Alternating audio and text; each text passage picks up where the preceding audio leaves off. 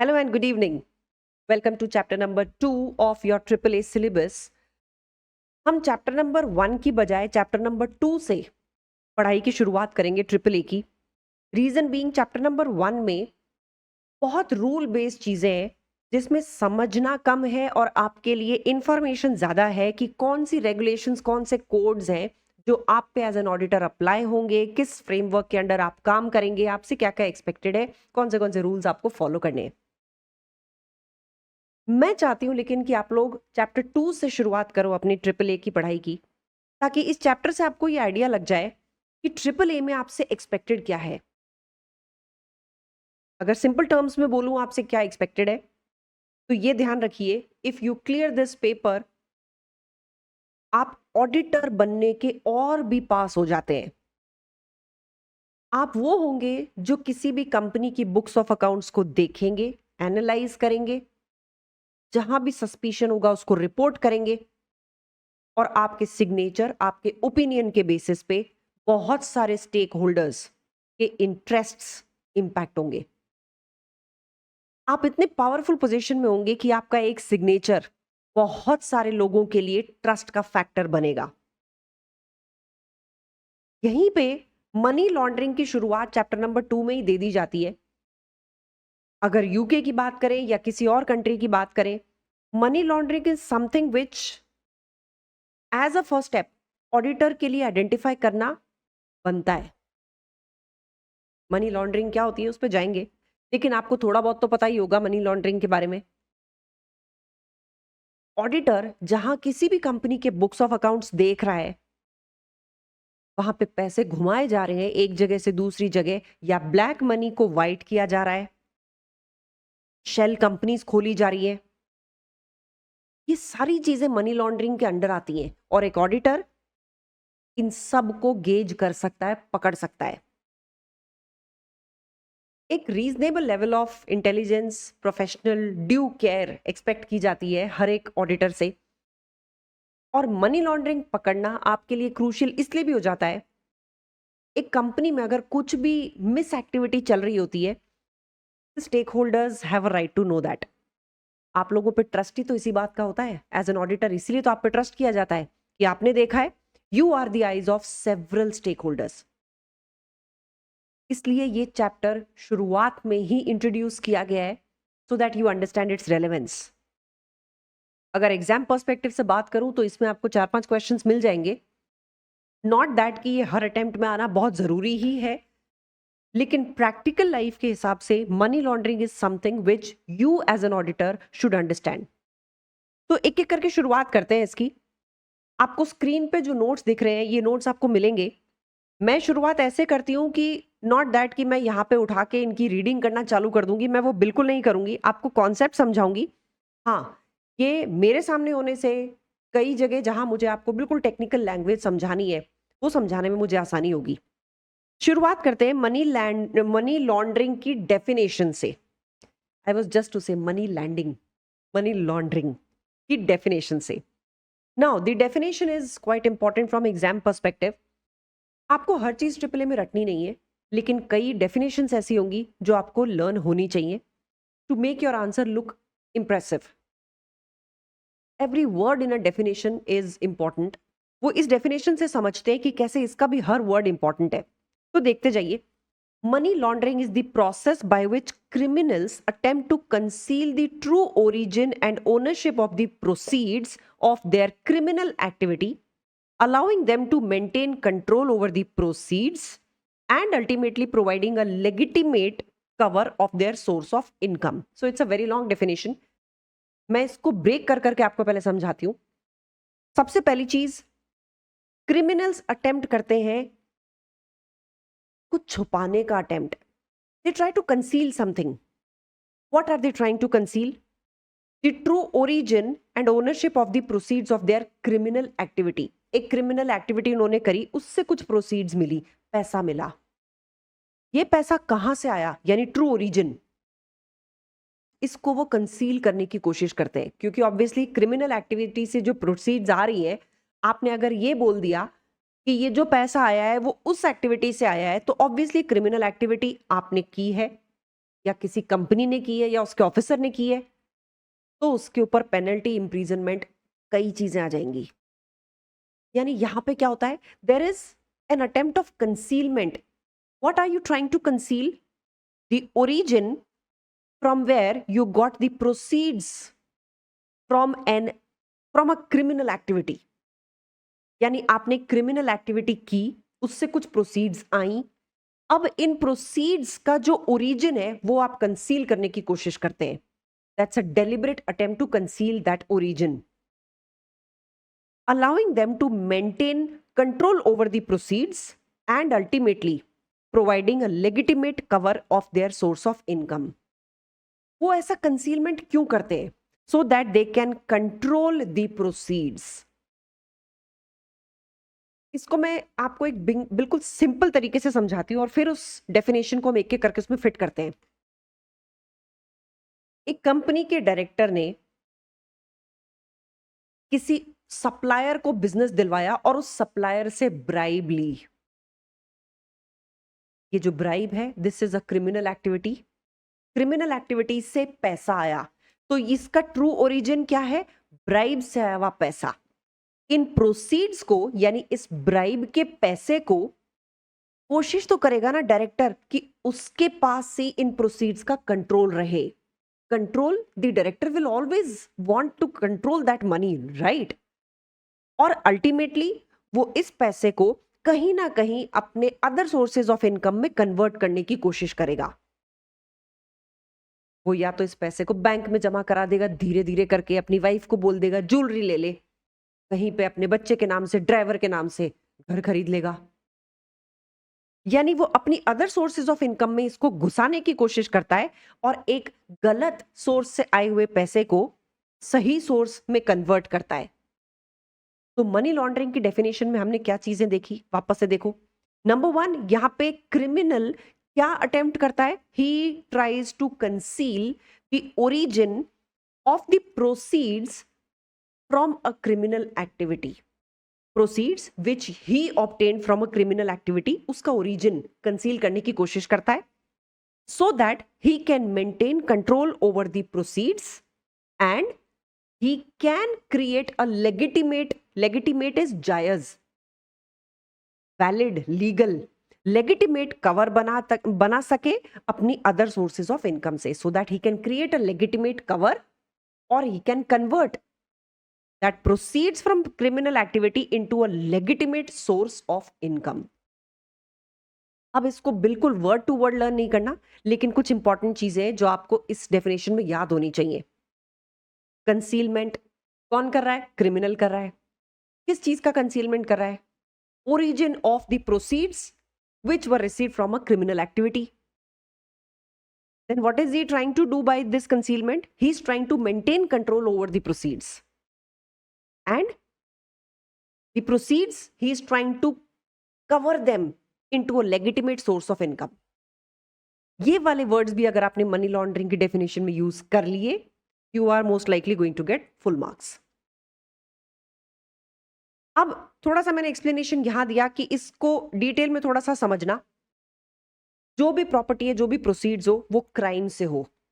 Bribe करना crime है। आपने रिश्वत देके किसी को कॉन्ट्रैक्ट दिया, this in itself is not a legitimate transaction. That is why this becomes a proceed from criminal activity. तो ये एक क्राइम की वजह से होना चाहिए। अब क्राइम क्या आप खुद ही करें तो ही उसको मनी लॉन्ड्रिंग में लिया जाएगा? नहीं। आप अगर किसी और का साथ भी देते हैं ना, भागीदार भी होते हैं, तो भी बराबर लायबिलिटी आपकी भी बनती है, पेनल्टी और इम्प्रीजनमेंट की। यानी आप अगर प्लानिंग में भी शामिल हैं, दूसरे को एनकरेज भी कर रहे हैं, उसकी मदद भी कर रहे हैं इन कमिटिंग दिस ऑफेंस, तो भी मनी लॉन्ड्रिंग के प्रोविजंस आप पे लगेंगे। तो ये सिंपल सी चीजें हैं, आपको इनमें जरा रटना फटना कुछ नहीं है, लेकिन जो मैंने वर्ड्स बोले उनको दिमाग में रखना। अब ये क्रिमिनल प्रॉपर्टी क्या होती है? ये कोई भी प्रॉपर्टी हो सकती है जो क्राइम से आई हुई है। ये क्राइम से आया हुआ पैसा हो सकता है, ये क्राइम से आए हुए इन्वेस्टमेंट्स हो सकते हैं, ये कोई और फिजिकल या नॉन फिजिकल आइटम भी हो सकता है जो इलीगल एक्टिविटी से आया है। मैंने किसी को धमका के उसकी प्रॉपर्टी अपने नाम करा दी, दैट्स अ क्रिमिनल प्रॉपर्टी, मेरी लेजिटिमेट कमाई नहीं है और इस प्रॉपर्टी को फिर मैंने बेच दिया। This is proceeds from that property which I took by threatening someone. ठीक है, सो इसमें स्टोरी लाइन यही है, जो बेसिक एक्टिविटी है वो क्रिमिनल एक्टिविटी है और उस क्रिमिनल एक्टिविटी से आपको पैसा मिलता है। इस पैसे को आप कंसील करने की कोशिश करते हैं, इसके सोर्स को कंसील करने की कोशिश करते हैं। You try to have a ownership on those proceeds and then there is an attempt of converting these proceeds into legitimate sources of income. तो इस पूरे पैराग्राफ में मनी लॉन्ड्रिंग पे, इसकी डेफिनेशन पे, सोर्सेज ऑफ ओरिजिन पे, conceal करने पे, ये वर्ड्स यूज करने पे एग्जामिनर आपको नंबर देगा। अब आते हैं स्टेजेस ऑफ मनी लॉन्ड्रिंग पे। मनी लॉन्ड्रिंग की भी कुछ स्टेजेस होती हैं। हाँ जी, बिल्कुल स्टेजेस होती हैं। There are 3 stages. One is placement, then there is layering and third is integration. तो इसको बिल्कुल आम भाषा में समझते हैं। प्लेसमेंट क्या होता है? जब ये जो क्रिमिनल एक्टिविटी से आया हुआ पैसा है ना, ये आपके मेन फाइनेंशियल सिस्टम में घुस जाता है। आपने किसी से रिश्वत ली या किसी कंपनी के डायरेक्टर ने किसी से रिश्वत ली और अब उसने ये जो पैसा है ये बैंक अकाउंट में जमा करा दिया। This is placement. Second stage होती है लेयरिंग, जहां पे आप इस डर्टी मनी का ट्रेल खत्म करने की कोशिश करते हो। आप इतनी लेयर्स पे लेयर्स बना देते हो कि ओरिजिनल ट्रांजैक्शन ट्रेस करना मुश्किल हो जाए। हम जो ये न्यूज़पेपर में केसेस सुनते हैं ना, किसी ने अपनी प्रॉपर्टी ड्राइवर के बेटे के नाम पे ले ली, यानी इतनी लेयर्स क्रिएट कर दी गई है कि आप ढूंढ ही नहीं सकते हो कि ये प्रॉपर्टी का मालिक कौन है असल में। अब कैसे, इसका मैं सिंपल एग्जांपल देती हूँ। लेट सपोज एक करप्ट ऑफिसर है, उस ऑफिसर ने ब्राइब में लेट सपोज $1 लाख किसी से ले लिए। अब इसने $1 लाख से एक लैंड खरीदी है और लैंड इसने अपने नाम पे नहीं ली, इसने अपना जो सर्वेंट था, सर्वेंट के ब्रदर के नाम पे ये लैंड ले ली। दिस इज लेयरिंग, जहां पे आप ट्रेल छुपाने की कोशिश करते हो डर्टी मनी की और इतने फाइनेंशियल ट्रांजैक्शंस करते हो कि वो लेयर्स पे लेयर्स बन जाती हैं। ये पैसा कैश में आया था ब्राइब का, अब इसको कन्वर्ट कर दिया गया है एक और फिजिकल आइटम में, एक और फिजिकल एसेट में, यानी अब वो कैश नहीं रहा, वो किसमें कन्वर्ट हो गया? लैंड में। अब क्या ये लैंड के कागज इसी ऑफिसर या डायरेक्टर के नाम पे है? नहीं। क्या उसके सर्वेंट के नाम पे है? नहीं, ये सर्वेंट के भी भाई तक ले गया। दिस इज लेयरिंग, यानी इतनी सारी लेयर्स लगा देना कि आप मेन ट्रेल को ट्रैक बहुत मुश्किल से कर पाओ। It becomes extremely difficult to track that trail of original money from where it was flowing. That is the second phase, that is layering. Third आती है इंटीग्रेशन, जब आप इन इलेजिटिमेट सोर्सेस से आने वाले पैसे को या प्रॉपर्टी को लेजिटिमेट एक्टिविटीज के साथ मिक्सअप कर देते हो, यानी लेजिटिमेट कमर्शियल एक्टिविटीज के साथ इस पैसे को जब मिला दिया जाता है। जैसे अगर ये यहां पे $1 लाख जो इसको मिले थे ये बैंक में जमा करा देता और ये बोलता कि भाई मेरी बाकी जो एक कंसल्टेंसी से मेरे को इनकम आती है ये भी उसी तरह की इनकम है। दिस इज इंटीग्रेशन, यानी एक ब्राइब को उसने अपनी कमाई हुई इनकम बता के कन्वर्ट कर दिया। तो हमने मनी लॉन्ड्रिंग की 3 फेजेस क्या देखी। नंबर 1 वाज प्लेसमेंट, जहां पे एक इलीगल एक्टिविटी या जो क्रिमिनल एक्टिविटी है वहां से जो पैसा आया उसको फाइनेंशियल सिस्टम में इंट्रोड्यूस किया जाता है। उसके बाद में लेयरिंग, उस पैसे को ढकने के लिए इतने घुमावदार अरेंजमेंट्स किए जाते हैं कि उस पैसे को पकड़ना नेक्स्ट टू इम्पॉसिबल हो जाए। And then the final stage is integration, जब फाइनली इस पैसे को इंटीग्रेट कर दिया जाता है लेजिटिमेट सोर्सेज ऑफ इनकम में। तो 3 फेजेस ये आपको लर्न करनी है। इसके ऊपर बेस्ड क्वेश्चन भी है जिसमें मनी लॉन्ड्रिंग की स्टेजेस पे बात होती है। तो 1 इज प्लेसमेंट, जब इलेजिटिमेट सोर्सेज वाला पैसा घुसेगा फाइनेंशियल सिस्टम में, that is placement. Then comes your layering, जब उसके ट्रेल को छुपाने के लिए बहुत अलग अलग लेयर्स ऑफ ट्रांजैक्शंस कर दी जाएंगी। एंड लास्ट इंटीग्रेशन, जब इस ब्लैक मनी को या क्रिमिनल एक्टिविटी वाली प्रोसीड्स को मेन लेजिटिमेट सोर्सेस के साथ मिक्स कर दिया जाएगा या इंटीग्रेट कर दिया जाएगा। सो ये 3 फेजेस आपको लर्न करनी है। अब मनी लॉन्ड्रिंग के बहुत सारे टाइप्स होते हैं। मनी लॉन्ड्रिंग में असेट लॉन्ड्रिंग हो सकती है, जहां पे आप असेट्स को, हाई वैल्यू असेट्स को इधर से उधर घुमा रहे हो। जो मैंने केस लिया था उसमें असेट लॉन्ड्रिंग हो गई है। आपने क्या किया, हाई वैल्यू असेट्स को खरीद लिया इलीगल मनी यूज करते हुए। किसके नाम खरीदा वो अलग बात है, और बाद में 4-5 साल बाद में जाके उसको बेच दिया और उसका पैसा अपने पास रख लिया।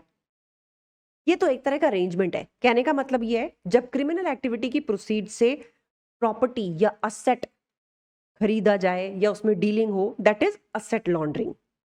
ठीक है। दूसरा, कसीनो लॉन्ड्रिंग। ध्यान से समझना ये क्या होता है। हमने बहुत सारी मूवीज में क्लब्स देखे, कसीनोज देखे, वहां पे मनी लॉन्ड्रिंग वाला इलीगल पैसा कैसे यूज हो सकता है। वहां पे ना चिप्स होते हैं। चिप्स मतलब वो गोल गोल सिक्के से होते हैं ना। एक बार रुको, दिखाती हूँ वो कौन से सिक्के की बात कर रही हूँ मैं। 1 मिनट रुको।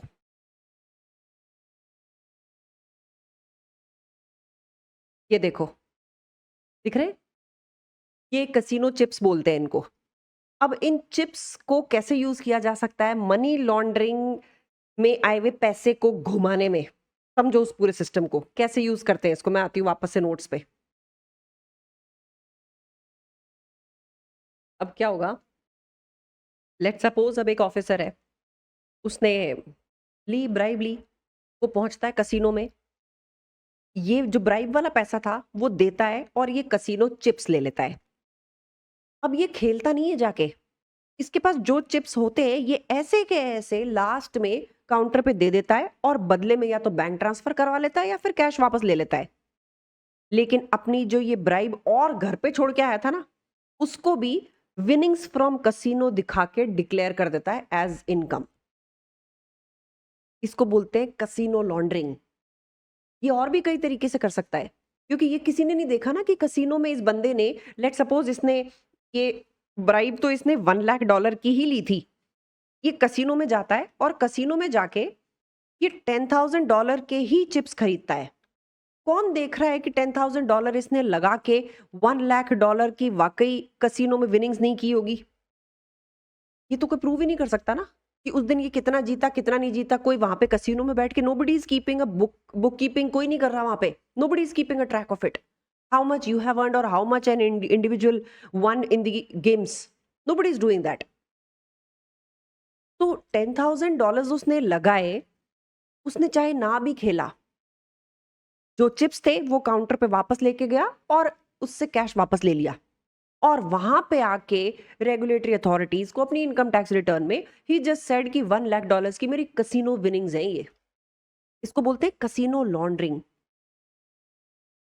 अपनी ब्राइब से आए हुए पैसे को उसने लेजिटिमेट सोर्सेज में कर दिया ना, इंटीग्रेशन हो गया। ठीक है।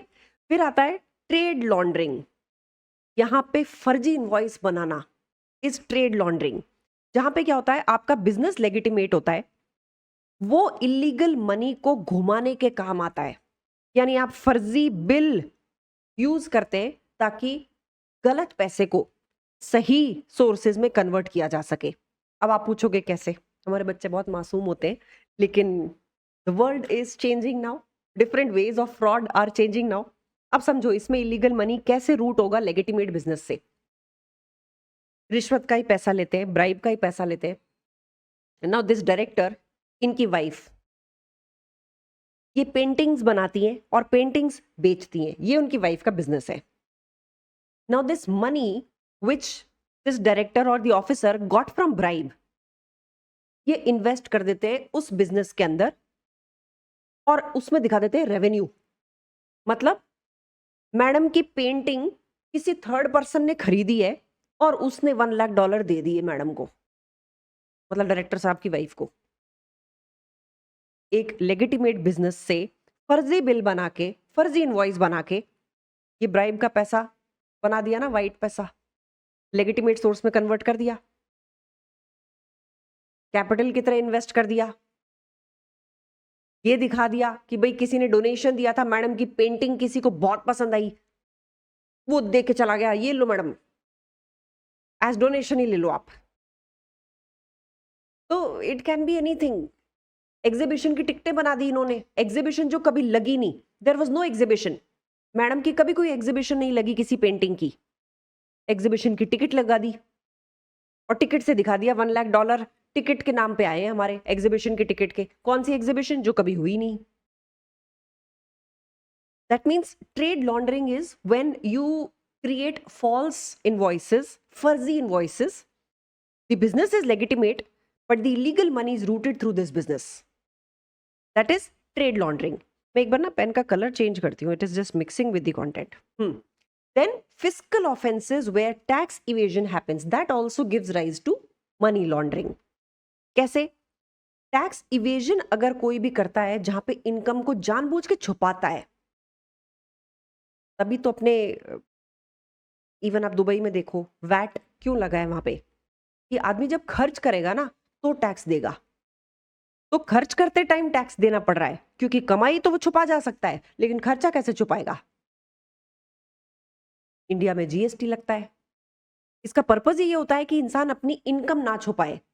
अब तुम सोचोगे कि जीएसटी से कैसे इनकम नहीं छुपेगी?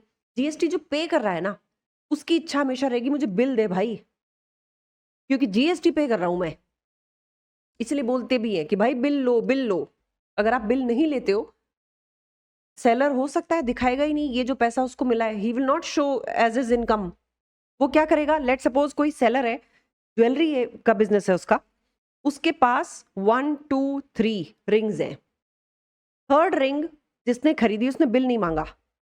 अब ये सेलर क्या करेगा, ये ज्वेलर क्या करेगा? ये बोलेगा ये जो तीसरी रिंग है ना, ये तो खो गई, चोरी हो गई। लेकिन इसको बेच के जो पैसा आया है उस पे वो टैक्स पे नहीं करेगा। ब्लैक मनी जनरेट कर ली उसने, यानी जिस पैसे को आइडियली उसको रेवेन्यू दिखाना था, उस पर टैक्स पे करना था, अब वो उस पर टैक्स पे नहीं करेगा। इसको बोलते हैं under declaring the income. Her business में होता है ये। उसको सेल दिखाने की बजाय दिखा देंगे चोरी हो गया, खराब हो गया, चूहे खा गए, चूहे कुतर गए, व्हाटएवर, तो वो स्टॉक काउंटिंग में तो आएगा नहीं। और उसको बेच के जो पैसा आया है, क्योंकि उसका बिल कटा नहीं, कोई उसको ट्रेस ही नहीं कर सकता कि वाकई में इसकी सेल हुई थी या क्या हुआ था। तो जो असल इनकम आएगी वो अंडर डिक्लेयर हो जाएगी।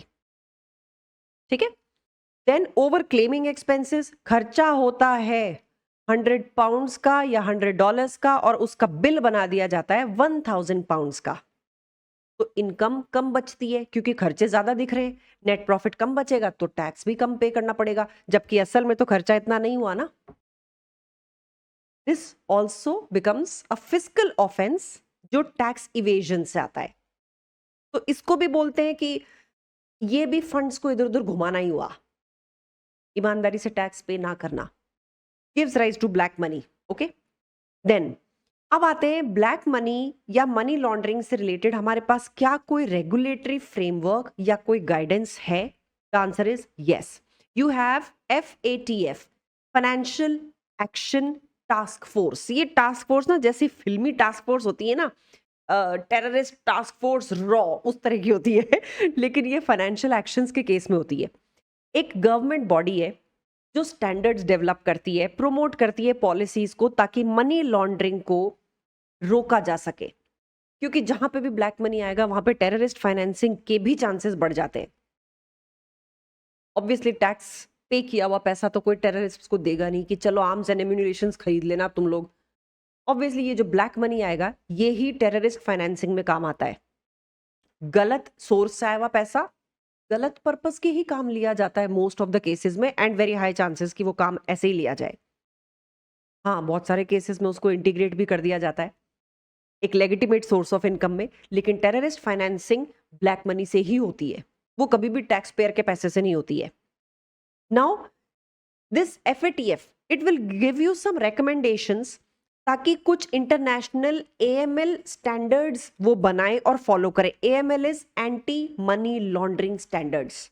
AML is anti money laundering standards. जो कंट्रीज है वो अपनी अपनी सिचुएशंस के हिसाब से अडॉप्ट करती हैं। मोटा मोटा कहने की बात है, FATF आपके पास एक ऐसी गवर्नमेंट ऑर्गेनाइजेशन हो गई, इंटर गवर्नमेंटल ऑर्गेनाइजेशन हो गई। इंटर गवर्नमेंट इसलिए अलग अलग देशों के इसमें मिलके अपनी अपनी सिचुएशंस, अपने अपने आइडियाज के हिसाब से ये लोग स्टैंडर्ड्स डिजाइन करते हैं।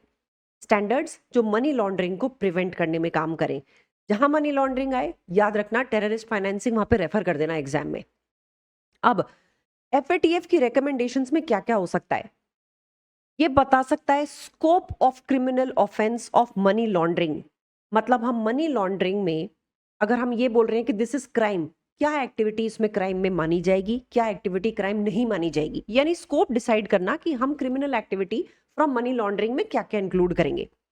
Then measures to be taken by the organisations, ताकि मनी लॉन्ड्रिंग प्रिवेंट हो, क्या क्या मेजर्स लेने चाहिए ऑर्गेनाइजेशंस को, इंडिविजुअल्स को, टेररिस्ट फाइनेंसिंग ताकि रुक सके। तो इसमें इन्होंने 2-3 चीजें दी हैं, इंश्योर करना कि आप ये आंसर राइटिंग में जरूर यूज करें। Customer due diligence, KYC banks करते हैं ना, वो कस्टमर ड्यू डिलिजेंस ही है। आप किन लोगों के साथ डील कर रहे हैं, आपके कस्टमर्स कौन है, आपकी रिलेटेड पार्टीज कौन है, उनका ड्यू डिलिजेंस करिए। ड्यू डिलिजेंस इज बेसिकली आप अपने लेवल पे जितनी चेकिंग हो सके उतनी चेकिंग करिए। तो KYC is a type of due diligence and keep their records. Then reporting suspicious transactions to the intelligence unit. अब यहां पे आप लोग एज चार्टर्ड अकाउंटेंट्स काम करेंगे। आप लोग जिस तरह का काम करते हैं, अगर क्लाइंट की किसी भी एक्टिविटी में आपको कुछ भी सस्पिशन होता है, you have to report it to the FIU, financial intelligence unit. तो ये जो यूनिट्स है ना, इनके थोड़े से नाम याद रखना। उसके अलावा कौन लीगल ओनर है किसी भी बिजनेस में, उसकी ट्रांसपेरेंसी मेंटेन करना, ये भी एफएटीएफ की रिकमेंडेशन ही होती है। और इंटरनेशनल कोऑपरेशन अपने मेंबर कंट्रीज से सीख करना। मतलब किसी एक कंट्री का एक बंदा मनी लॉन्ड्रिंग के केस में फंस के दूसरे देश में भाग गया, तो दूसरे देश की मदद से उसको वापस ले आना, वापस आ जाओ, तो ये इसको एक्स्ट्राडिशन बोलते हैं, वो करवाना। सो मेंबर कंट्रीज जहां पे भी वैसे भी किसी बॉडी में इन्वॉल्व होती हैं, तो they look for this cooperation. अब एंटी मनी लॉन्ड्रिंग गाइडेंस, ये जो आपको AML के नाम से अब आगे दिखेगी ना, that is anti money laundering. ये जो गाइडेंस है अकाउंटेंसी सेक्टर के लिए, वो consultative committee of accountancy bodies CCAB ने मिलके बनाई है। बहुत सारी बॉडीज अलग अलग मिलके मनी लॉन्ड्रिंग रेगुलेशंस अपने अपने देशों के हिसाब से बनाते हैं। तो एंटी मनी लॉन्ड्रिंग रेगुलेशंस या गाइडेंस अकाउंटेंसी प्रोफाइल के लिए, यानी आप लोगों के लिए, अकाउंटेंट्स के लिए भी डिजाइन की हुई है किसी ने। अब आते हैं हम प्रिंसिपल ऑफेंसेस पे। प्रिंसिपल ऑफेंसेस के ऊपर क्वेश्चन बनता है। क्यों बनता है? क्योंकि प्रैक्टिकल लाइफ में आपको ये देखने मिल भी जाएगा, किसी न किसी क्लाइंट में आपको हो सकता है ये दिख जाए। एज एन ऑडिटर ध्यान रखो, आप सब अब बच्चे नहीं रहेंगे, आप बहुत सारे स्टेक होल्डर्स को अब रिप्रेजेंट करेंगे। हमारे लिए तो बच्चे ही रहोगे, लेकिन we will be very proud when we will see कि हमारे बच्चे, हमारे स्टूडेंट्स आज एज एन ऑडिटर्स अपनी रिस्पॉन्सिबिलिटी फुलफिल कर रहे हैं। क्या रिस्पॉन्सिबिलिटी है? देखो, कुछ ऑफेंसेस हैं और उन ऑफेंसेस के साथ में पेनल्टीज भी जुड़ी हुई हैं। देखो ऑफेंसेस क्या है, मनी लॉन्ड्रिंग ऑफेंसेस में अकाउंटेंट्स के लिए ये 4 कैटेगरीज आती हैं। सबसे पहला, खुद मनी लॉन्ड्रिंग के प्रोसेस में आप भी भागीदार हो जाएं, यानी मनी लॉन्ड्रिंग में आप खुद इन्वॉल्व हो जाएं, आप अपने क्लाइंट के साथ इन्वॉल्व हो जाएं, उसको हेल्प करने लग जाएं, एडवाइस करने लग जाएं, सलाह देने लग जाएं कि पैसे को ऐसे घुमाओ। ये आपके लिए एक मनी लॉन्ड्रिंग ऑफेंस होगा। Then failure to report suspicion, जहां पे भी आपको लगे कि यहां पे कोई कुछ तो गड़बड़ है दया, तो ACP प्रद्युमन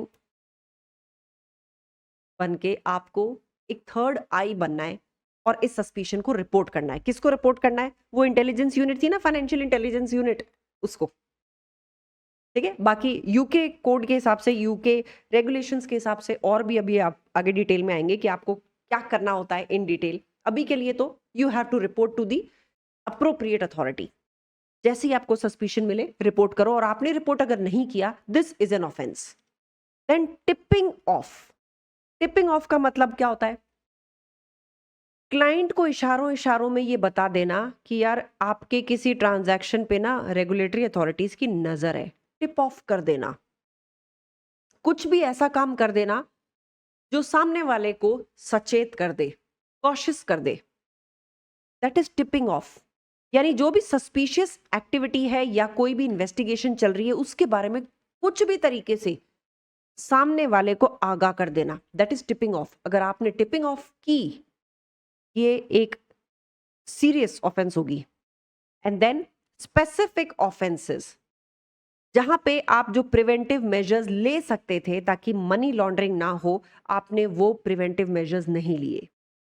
तो एक बोलते हैं ना कि यार एक नॉर्मल पर्सन की इंटेलिजेंस तो आपको यूज करनी ही है। अगर आप नॉर्मल बहुत नेग्लिजेंट रहे जिसकी वजह से मनी लॉन्ड्रिंग ऑफेंस हो गया, आप भी पिस जाएंगे उसके अंदर। तो इन ऑफेंसेस का ध्यान रखना। फर्स्ट इज लॉन्ड्रिंग में खुद ही इन्वॉल्व होना। दूसरा, अगर कहीं भी सस्पिशन है उसको रिपोर्ट ना करना। Third, tipping of. Now mark this word, tipping off. Tipping of अब ये बार बार यूज होगा, आने वाले चैप्टर्स में भी यूज होगा।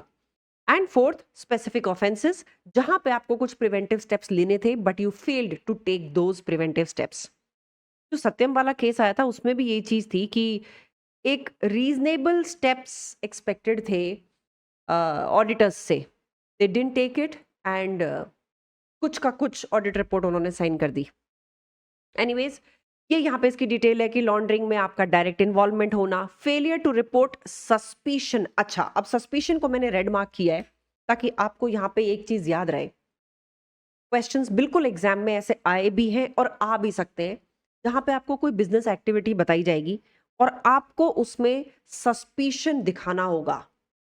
एक कोई भी केस हो सकता है, जैसे मैं आपको अभी एग्जाम का इसमें केस कराऊंगी, लेकिन थोड़ा सा हम आगे बढ़ जाए फिर करेंगे।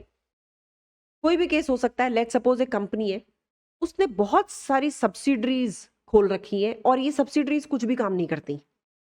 As an auditor, as a professional accountant, ये आपके लिए एक इशारा होनी चाहिए कि कुछ मनी लॉन्ड्रिंग का केस बन सकता है। यहाँ पे आपका सस्पिशियस यहाँ पे होना बनता है। And the moment you gate suspicious, थोड़े से प्रूफ्स इकट्ठे करो। There should be a reason to believe that something is not right with the client and then report it. तो आपके पास एक प्रॉपर बिलीफ होना चाहिए, ठीक है। अब इसमें एक चीज और, क्रिमिनल ऑफेंस है ये। अगर आपको सस्पिशन था, आपने फिर भी रिपोर्ट नहीं किया, this is a criminal offence for professional accountants. You are legally required to report this if you get to know about any of the suspicious activities. अब इसमें कोई डी मिनिमस कंसेशंस नहीं है। मटीरियलिटी का concept मत ले आना इसमें। डी मिनिमस का मतलब होता है मिनिमम लिमिट वाला। ये कॉन्सेप्ट यहां काम नहीं करता। मनी लॉन्ड्रिंग में हम मटीरियलिटी नहीं देखते। इसको अपन बोलते हैं ना, जैसे एक स्टोरी भी थी कि एक छोटे बच्चे ने अपने पापा की जेब से 5 रुपए चुराए। मम्मी ने बहुत पिटाई करी। सब घर वाले, दादा दादी आके सब बोलने लगे कि 10 रुपए ही तो थे, तूने इतनी पिटाई उसकी क्यों कर दी। बड़ी सीधी सी बात उसकी माँ ने बोली, बच्चे की माँ ने, आज ये 10 रुपए चुरा रहा था, कल को 10,000 चुराएगा और फिर 10 लाख भी चुराएगा। हम इसको 10 रुपए की चोरी पे रोक लेंगे, वही अच्छा है। द सेम फंडा applies here. D minimus concessions crime proceeds में नहीं चलते। मटीरियलिटी कॉन्सेप्ट नहीं आता इसमें। चोरी चाहे 10 रुपए की हो, चाहे 10,000 रुपए की हो, चाहे 10 लाख रुपए की हो, चोरी इज चोरी। जितनी बड़ी हो जाएगी, वो बड़ी से पहले कभी तो इनिशियल फेजेस में रही होगी ना, इसलिए यहां पे ये डी मिनिमस कंसेशंस यहां नहीं लगते। What ever is the amount involve, you as a professional accountant must report it. You should have a reason to believe that something is suspicious. Your suspicion should be backed by some facts. हर किसी को मत फंसाते रहना। Next, tipping off. Tipping of मतलब suspicious activity या investigation के बारे में आप बता दो, जाके टिप दे दो, तो ये जो मनी लॉन्ड्रिंग इन्वेस्टिगेशन है वो ही इंपैक्ट हो जाएगी। ठीक है, तो आपको सस्पिशन को अप्रोप्रिएट अथॉरिटी को बताना है, जाके क्लाइंट को ही नहीं बता देना है। एंड देन स्पेसिफिक ऑफेंसेस, जहां पे प्रिवेंटिव मेजर्स लेना आप मिस कर गए। फिर आते हैं पेनल्टीज की तरफ। अगर ये ऑफेंसेस आपने कर दिए एज प्रोफेशनल अकाउंटेंट, क्या पेनल्टीज होंगी? यूके में बहुत टफ पेनल्टीज होती हैं. Imprisonment can be there can be fine, और दोनों भी हो सकते हैं. अगर यही ऑफेंस पार्टनरशिप फर्म के केस में हो गया तो जितने भी पार्टनर्स हैं, प्रैक्टिस करते हैं, जो भी डायरेक्टर्स हैं, they are jointly and severally liable to this breach. सब जवाबदेह हैं उसमें. Everybody is answerable. They can not say कि मैंने नहीं करी थी यार, ये तो इसने करी है. नो. पार्टनरशिप के केस में आप सब जवाबदेह हो जाएंगे, आंसरेबल हो जाएंगे. अगर कोई पर्सनल ऑब्लिगेशन यानी पर्सनल गड़बड़ी आपने करी है, पर्सनल इनकम टैक्स में अगर आपने अपनी गड़बड़ कर दी, पर्सनली टैक्स इवेजन किया है, तो आप पर्सनली लायबल होंगे. फिर लेट्स सपोज एक पार्टनरशिप फर्म है, उसमें 5 पार्टनर्स हैं. फर्म में गड़बड़ हुई है, पांचों पार्टनर्स लायबल होंगे. लेकिन इन 5 पार्टनर्स में से एक ने अकेले ने अपनी पर्सनल इनकम टैक्स में गड़बड़ करी है, अपनी पर्सनल लेवल पे एक ब्राइब एक्सेप्ट करी है और उसमें एक प्रॉपर्टी की कर दिया, खरीद बेच कर दी सर्वेंट के नाम पे, तो वो पर्सनली लायबल है. क्योंकि ये जो ब्रीच हुआ है, ये जो ऑफेंस हुआ है, ये इंडिविजुअल बेसिस पे हुआ है.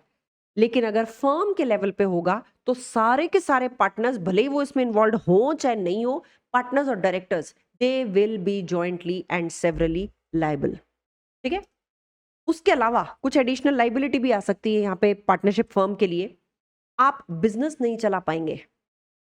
जो पब्लिसिटी, पुअर बैड पब्लिसिटी होगी वो अलग, और आपकी रेपुटेशन का कचरा होगा वो अलग. तो अभी तक हमने क्या देखा है? हमने ये समझा है कि भाई मनी लॉन्ड्रिंग क्या है. उसके बाद में हमने मनी लॉन्ड्रिंग की स्टेजेस देखी, कितने तरीके मनी लॉन्ड्रिंग होती है हमने वो देखी. रेगुलेटरी फ्रेमवर्क होता है क्या मनी लॉन्ड्रिंग के लिए कोई, हमने वो देखा. फिर हम प्रिंसिपल ऑफेंसेस देख रहे थे, उसकी पेनल्टी देख रहे थे. अगर पार्टनरशिप फर्म होती है तो क्या पेनल्टी या क्या लाइबिलिटी आती है, हमने वो देखी. अब आ जाते हैं क्या डिफेंसेस अवेलेबल हैं प्रोफेशनल अकाउंटेंट्स के लिए. आप अब प्रोफेशनल अकाउंटेंट हैं, आप ये क्लास देख के डर रहे होंगे कि यार ये क्या है, मेरे को तो बहुत ज्यादा ही ध्यान रखना पड़ेगा. लेकिन आप लोगों के लिए भी कुछ डिफेंसेस अवेलेबल हैं.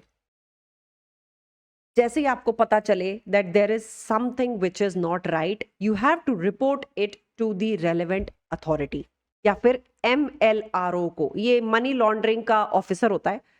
इसकी डिटेल नेक्स्ट चैप्टर में आगे वाले पोर्शंस में आएगी, नहीं इसमें भी आएगी. तो कहने का मतलब है the moment you get to know, या तो अप्रोप्रिएट अथॉरिटी को बता दो या MLRO को बता दो. Intention to report with a reasonable excuse for not having done so. आप रिपोर्ट तो करना चाहते थे, लेकिन एक कारण था, एक बहुत साउंड कारण था जिसकी वजह से आपने रिपोर्ट नहीं किया. आपको जान से मारने की धमकी दे दी थी, आपके बच्चे को किडनैप कर लिया था, तो आप कैसे रिपोर्ट करते? तो ऐसे केस में आपके ऊपर कोई पनिशमेंट नहीं आएगा. यानी आपके पास एक रीजनेबल एक्सक्यूज होना चाहिए because of which you could not report. आप रिपोर्ट करना चाहते थे, यानी इंटेंशन टू रिपोर्ट था, लेकिन एक रीजनेबल कॉज था जिसकी वजह से आप रिपोर्ट नहीं कर पाए. तो इसमें दोनों चीजों का ध्यान रखना. आपका इंटेंशन टू रिपोर्ट होना चाहिए और एक रीजनेबल एक्सक्यूज होना चाहिए because of which you could not report it. It can be anything. It can be तेरे परिवार को मार दूंगा, वाइफ को किडनैप कर लूंगा, बच्चों को किडनैप कर लूंगा. ठीक है. एंड देन एक बिलीफ कि क्लाइंट जो भी कर रहा है ईमानदारी का काम कर रहा है. लेकिन आपके लिए एज एन अकाउंटेंट ये प्रूव करना बड़ा मुश्किल हो जाएगा. आपको कैसे पता कि क्लाइंट ईमानदारी से काम कर रहा है? कैसे प्रूव करोगे? तो प्रूव करो कि मैंने अपने लेवल पे सारे स्टेप्स लिए थे, मैंने ये डॉक्यूमेंट भी चेक किया था, ये भी चेक किया था, और वाकई ये सारे ठीक थे. यानी आपका बिलीफ ठीक था. तो ध्यान रखना, अब जब जॉब में जाओगे, कॉर्पोरेट वर्ल्ड में जाओगे, बिलीफ हो चाहे कोई भी चीज, आपका थॉट प्रोसेस हो, अगर वो प्रूव नहीं हो सकता ना, तो आप मुसीबत में फंसेंगे. इसलिए याद ये रखना है, anything even if it is your intention, it must be substantiated by a proof an evidence. Documentation होना चाहिए. और ये तो वैसे भी समझ लो, कहीं नौकरी अप्लाई करो, सामने वाले ने फोन पे कह दिया हाँ जी आपका सिलेक्शन हो गया, ऐसे बात नहीं बनती है. In writing you should have an evidence.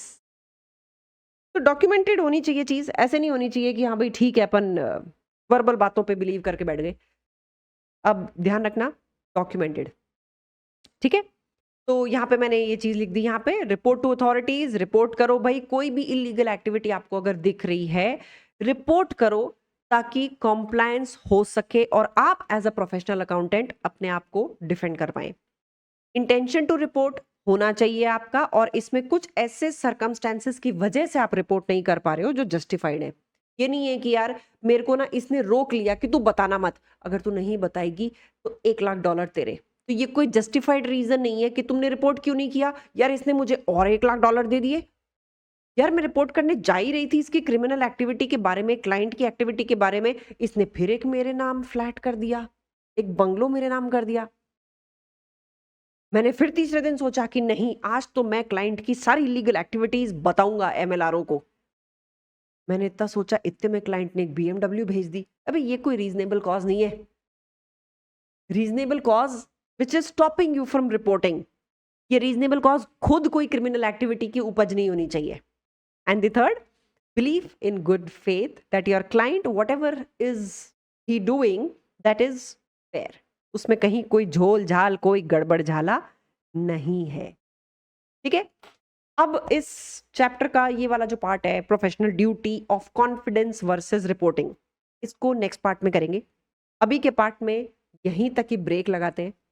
जितना भी हुआ है उसको एक बार आप रिवाइज जरूर करिए, ये नोट्स आपके हाथ में होंगे।